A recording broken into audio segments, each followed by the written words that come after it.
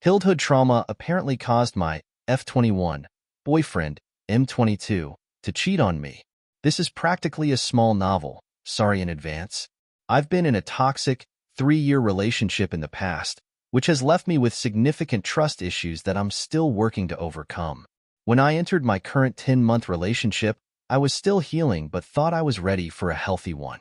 However, I quickly realized my past baggage was affecting my present relationship.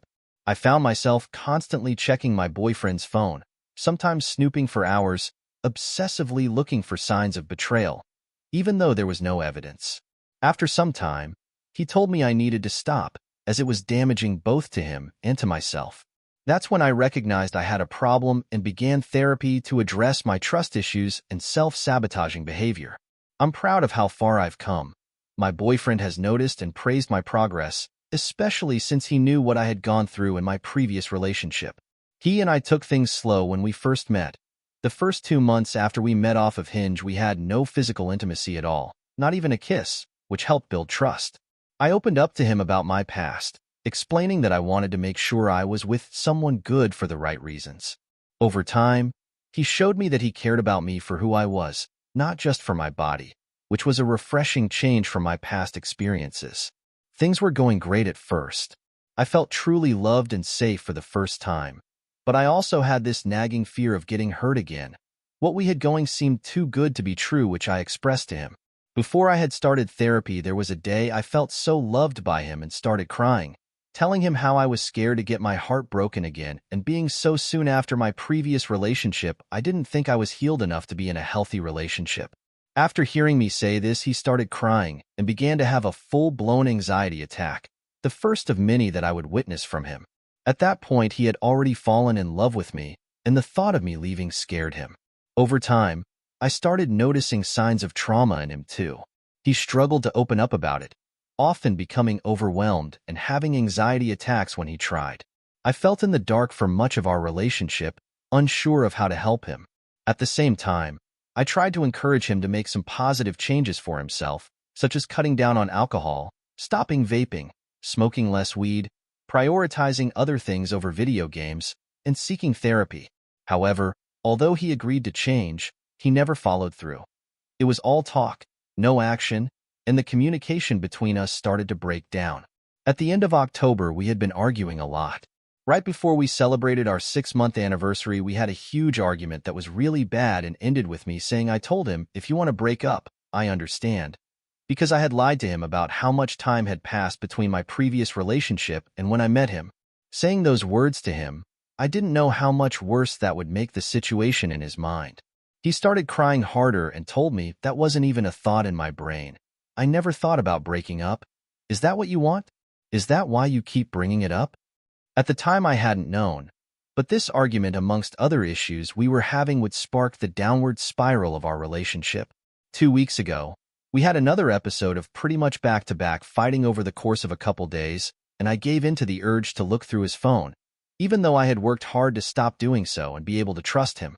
I couldn't help myself, and had I found evidence that he had been cheating on me, deleted messages that he forgot to delete permanently from his iMessage trash, which I recovered. I confronted him, and after initially denying it, he admitted it after I pulled up the messages. The evidence I found only told me of the most recent link-up, in the beginning of January. I asked him for more information, and he confessed to cheating on me with the same woman twice. This woman, who is 16 years older than him, works in the store right next to his job. They had sex in her car that was parked in the parking garage of his apartment building. Both incidents, once a couple days after our 6-month anniversary in October, and again a couple days into the new year, after we had spent the holidays together with family, occurred after we had been fighting, argument after argument, and hadn't been intimate for a while. He explained that he had been drinking heavily ever since our big argument in October, where I had admitted to lying to him, which I previously mentioned. I had noticed an increase in drinking as well as more insomnia on the days that I slept over, but whenever I brought it up, he told me not to worry. I should have, considering what it led to. They had hooked up twice before he knew me, when he first moved to the state and started his new job. He said wasn't attracted to her in the slightest, but he was lonely, knew no one in the area, and gave in to her desperation for attention that she was throwing at him when she constantly visited him and flirted with him at work.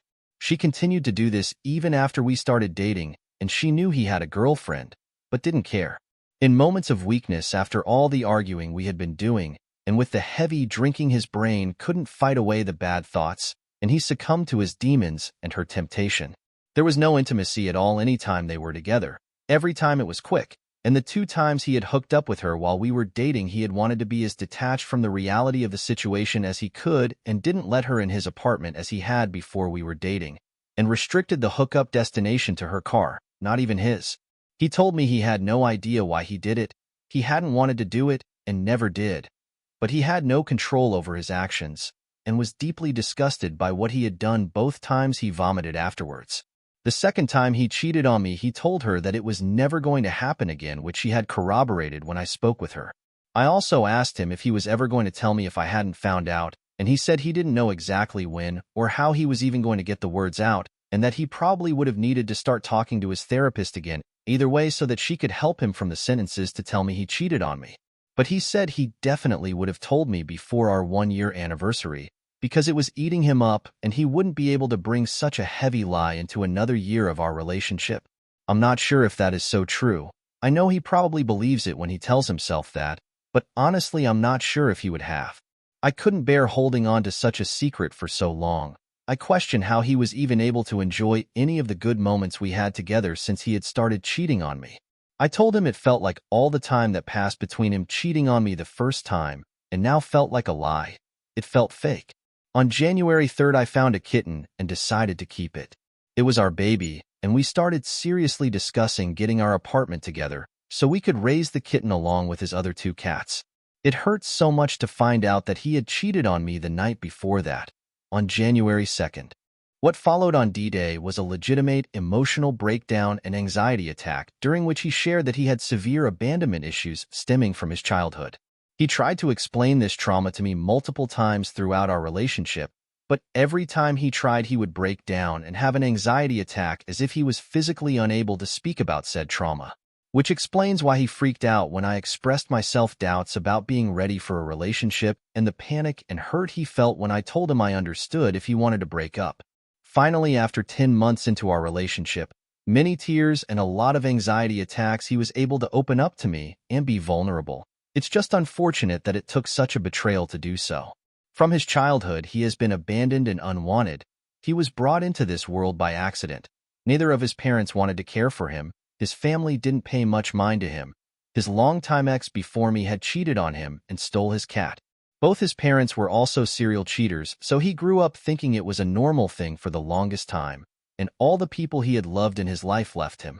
As someone who also had mental issues, I can understand how much trauma can alter the brain's thought process.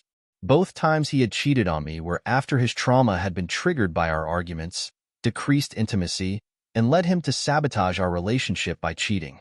Before this, he had never cheated and always claimed he would never, because he felt the pain that was caused by cheating when he experienced his parents cheating on each other, as well as the pain from being cheated on by his ex.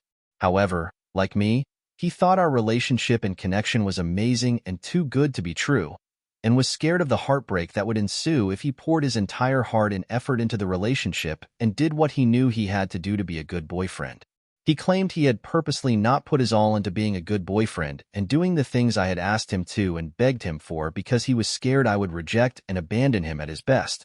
So he was protecting himself by only giving me minimal effort so that if I did leave him, it would hurt him less.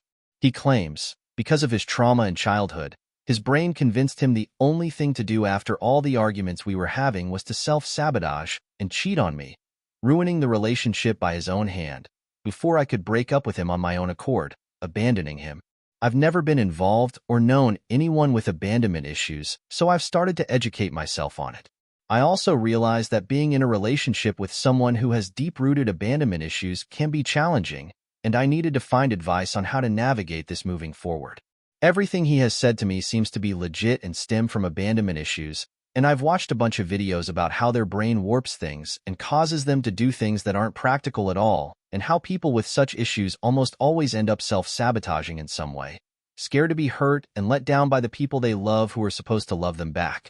Despite his betrayal, I love him and want to help him heal, but I also want to protect myself from being hurt again. My goal is to try to find a balance of supporting him in his healing, while also maintaining my own emotional well-being in this situation.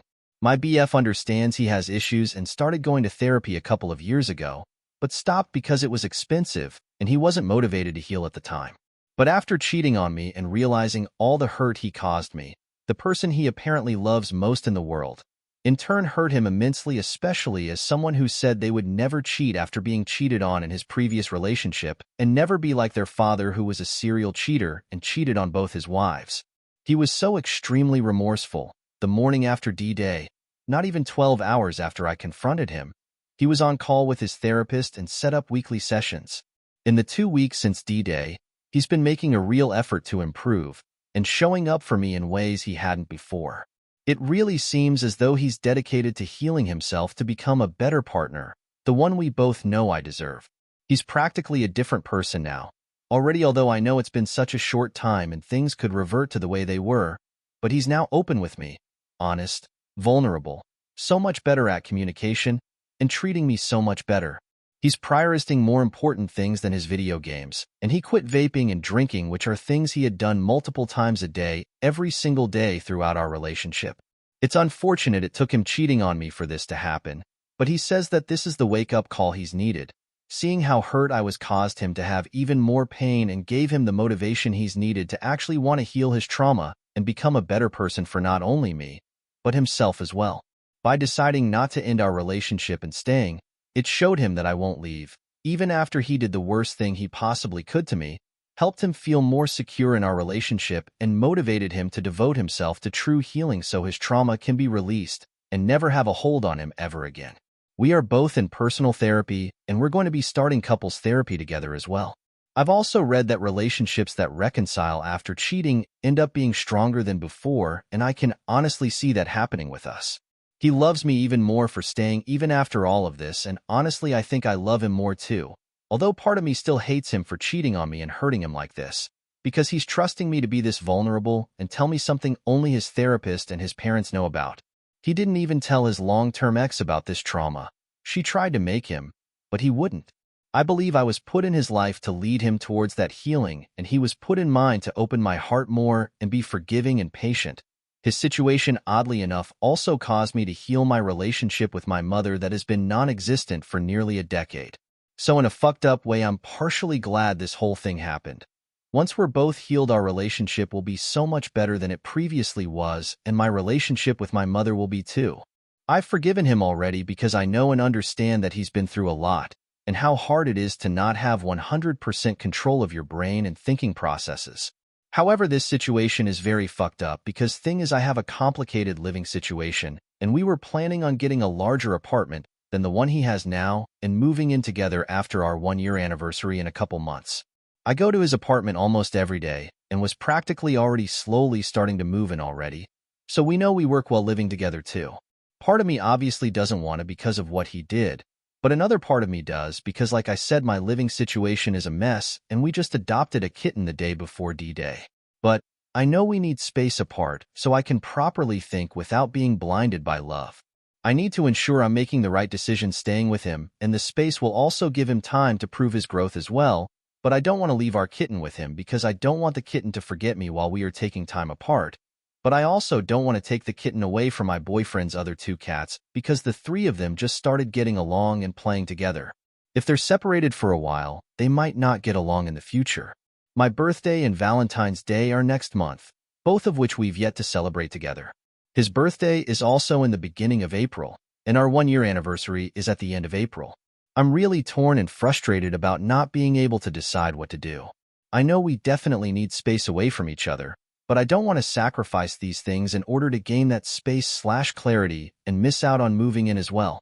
I know a lot of you think I am an idiot and I'm young, and it was only a 10-month relationship and I should just move on. Yes, I agree with all those statements. However, I am a firm believer that everything happens for a reason, and there were some positives that came from this situation. I know love cannot be love without pain, forgiveness, or patience. I have a very forgiving heart, and I haven't even thought about getting revenge as much as he hurt me and don't ever plan to. But if this were to ever happen again, the best revenge I'll get on him is leaving him for good. Everyone makes mistakes and I choose to let go of the hurt instead of holding on to it. I know God wouldn't want me to resent someone I love. A lot of men cheat in this world. What if I move on and the next guy does me even dirtier? Or what if I never find out and it goes on for years and years and years? I know it might sound stupid, but I'd rather him be caught cheating now, have him deal with the root cause of it, change/grow, and never do something like that ever again because he knows how much pain it caused him and I, rather than him cheat on me for the first time when we're married already and have kids, because that kind of pain will be so much worse. However, I am not an entirely dumb bitch, and if this happens again or if I ever catch him in another life, I am gone. Because how are you going to repeat the same mistake that doesn't show growth at all? And I know you all think I already done. Respect myself, but I wouldn't disrespect myself any more than most of you think I already am by staying with a repeat offender. No way. I know there are so many other fish in the sea and that I can easily fall in love again and find a better man for me. But I believe him to genuinely be sorry for his mistakes and will allow him one singular chance more. If we are meant to be, he will learn from his mistakes and be the man I deserve. And if he can't, God will show me. I believe he urged me to look through his phone and figure this out so that we could change for the better. But if God shows me this again, I know it means I don't belong with him and I will move on. I've made my decision, I've forgiven, and I'm just going to trust his process for now. If anyone has any advice on how to be in a relationship with someone with abandonment issues, please let me know. I appreciate it.